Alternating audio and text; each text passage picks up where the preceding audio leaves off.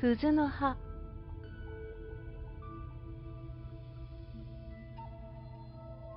昔、村上天皇の時代に、安倍康名という陰陽師がいました。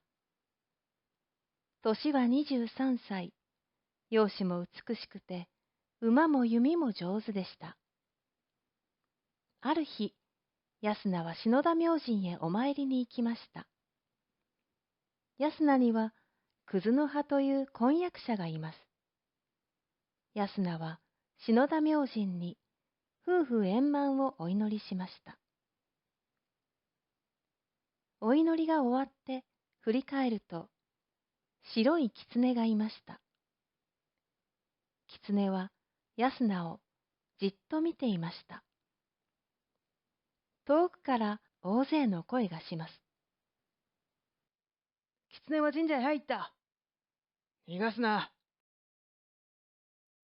安名は狐に言いました。追われているのか。私が助けてあげましょう。安名は白狐を自分の荷物の中に隠しました。神社に数人の男たちが入ってきました。狐はどこだ？狐が何か悪いことをしましたか。安名が聞くと、一人が答えました。私たちは芦屋道満様の弟、悪右衛門様のうちの者だ。今奥様が重い病気で、道満様が治療法を教えてくださった。狐の生き肝を飲むとすぐ治るそうだ。それで、今こうして狐を飼っている。安名は眉を潜めました。私は安倍康名。神の使いと言われる白狐を神社で捕まえて殺してはいけません。黙れやさ男。おとなしく白狐を渡さないと、怪我をするぞ。男たちは安名に切りかかりました。しかし、安名は強かったですから、男たちはすぐ逃げました。白狐、もう大丈夫ですよ。安名は荷物から白狐を出して逃がしてあげました。白狐は一度安名を振り返ってからどこかへ行きました。安名が神社を出ると、悪右衛門が大勢の手下と一緒に待っていました。私の狐を逃がした男は、お前か。悪右衛門の合図で、大勢の男たちが安名に襲いかかりました。安名は、こんな大勢に勝つことはできないと思いましたから、まっすぐ悪右衛門のところへ走って行って、打ち倒しました。大将が倒れましたから、手下たちはすぐ逃げました。気がつくと、安名は腕も足も怪我をしていました。ああ、私は、あの有名な芦屋道満の弟を倒した。罪人として捕まるかもしれない。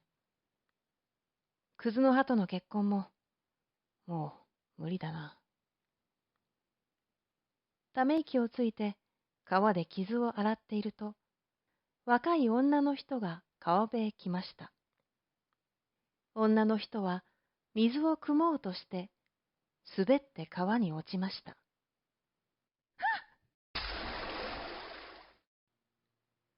安名はすぐ助けてあげました。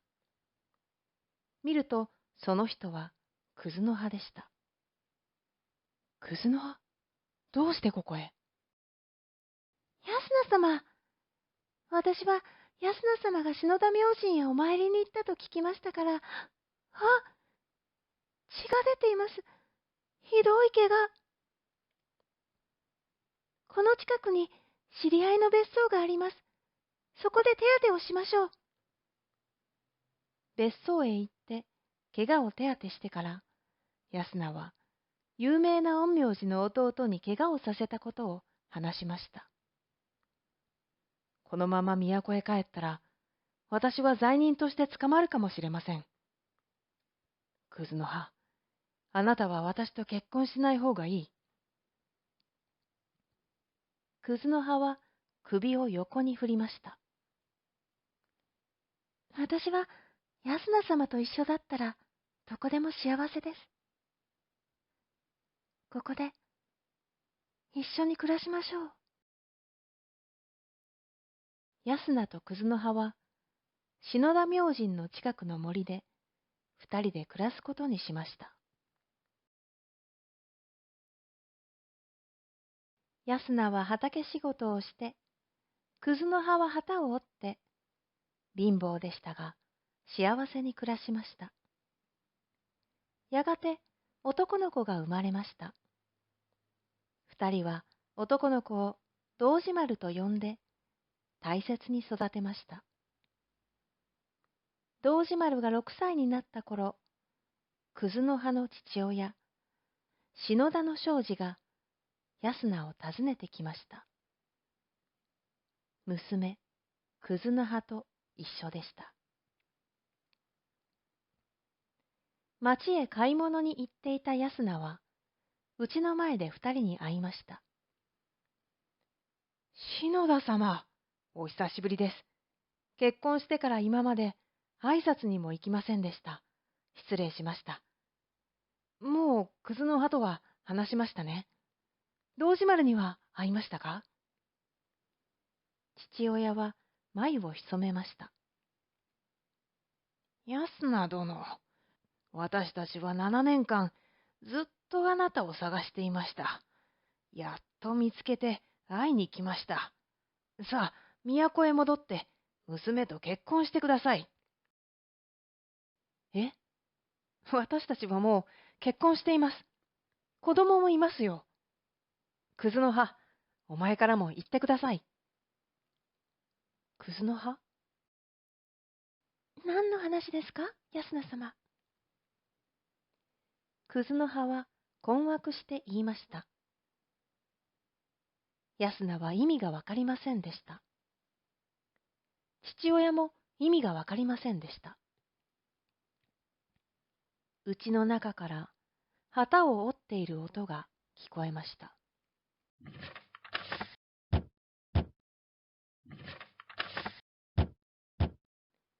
安名殿、うちの中で旗を折っている人は誰ですか？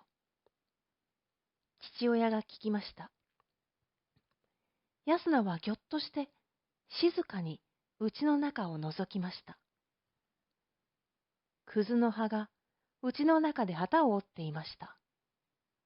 しかし、家の外で父親と一緒にいる人もクズの葉です。クズの葉が2人いる。安名も父親も困惑しました。父親が言いました。私たちは一旦帰ります。また来ますから、それまでに何とかしてください。わかりました。安名は家の中へ入りました。ただいま、クズの葉。さっき町でお前の父親、篠田様に会いましたよ。子供が生まれても挨拶に行きませんでしたから、失礼を謝りました。ここの住所を教えたら、お前と堂島丸に会いに来ると言っていました。え？クズの葉の顔色が変わりました。いつ来ますか？今日暗くなる前に来ると言っていました。お前も久しぶりにお父さんに会いたいでしょう。ええ。堂島丸はもう寝ました。起こしましょうか？いいえ、まだ起こさなくてもいいです。疲れましたから、私もちょっと寝ます。安名が寝たふりをすると、クズの葉は寝ている堂島丸にささやきました。堂島丸、あなたが10歳になるまでは一緒にいたかったですが、もう無理です。それから葛の葉は手紙を書きました。安名様、私は篠田明神で助けてもらった白狐です。恩返しをしたかったですから、人間の姿になりました。それからもう7年。残念ですが、出て行く時が来ました。どうぞ、堂島丸を大切に育ててください。もし私に会いたくなったら、篠田の森へ会いに来てください。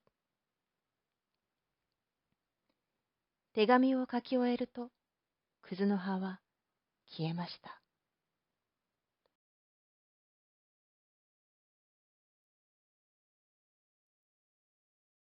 目を覚ました堂島丸は、お母さん、お母さんと泣きました。もう絶対いたずらをしません。お母さんが言うことをちゃんと守ります。だから、お母さんに会わせてください。安名は幼い堂島丸がかわいそうで、見ていることができませんでした。そうだ、篠田の森へ、葛の葉に会いに行きましょう。安名は堂島丸を抱いて、篠田の森へ行きました。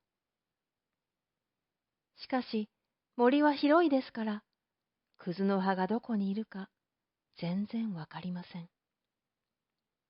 安名は歩きながら、森の暗闇に大きい声で言いました。葛の葉、葛の葉。お前が人間じゃなくても、私は構わない。私の妻は、お前だけだ。堂島丸の母も、お前だけだ。戻ってきてください。また一緒に暮らしましょう。答える声はありませんでした。虫の声と堂島丸が鳴く声だけが響きました。葛の葉、どこですか？私は堂島丸を泣き止ませることができません。どうか出てきて、堂島丸をあやしてください。安名はだんだん自分がどこにいるのかわからなくなりました。堂島丸はずっと、ここは怖いから嫌です。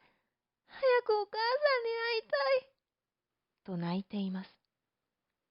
安名は絶望しました。葛の葉、ここでお前に会えないなら、天国で会いましょう。私は、お前がいなかったら、生きていけません。ここで堂島丸を殺して、私も死にます。安名は刀を抜きました。すると、目の前に白狐が現れました。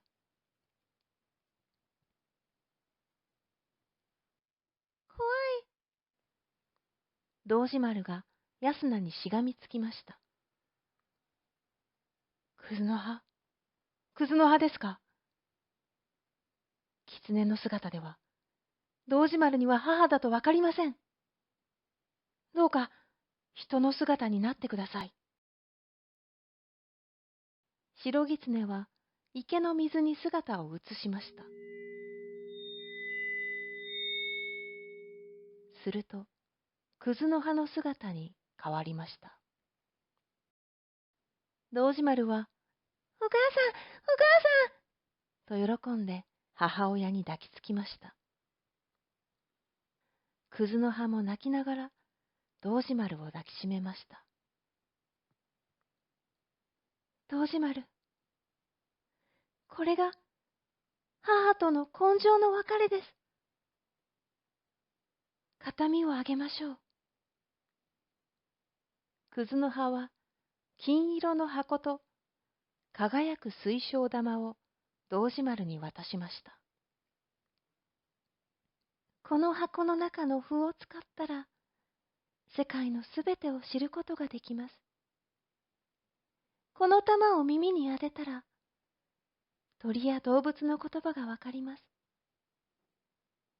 これらを使って、世のため人のために役に立つ、素晴らしい人になってください。さようなら。と言って、葛の葉は、狐の姿に戻りました。そして、どこかへ走り去りました。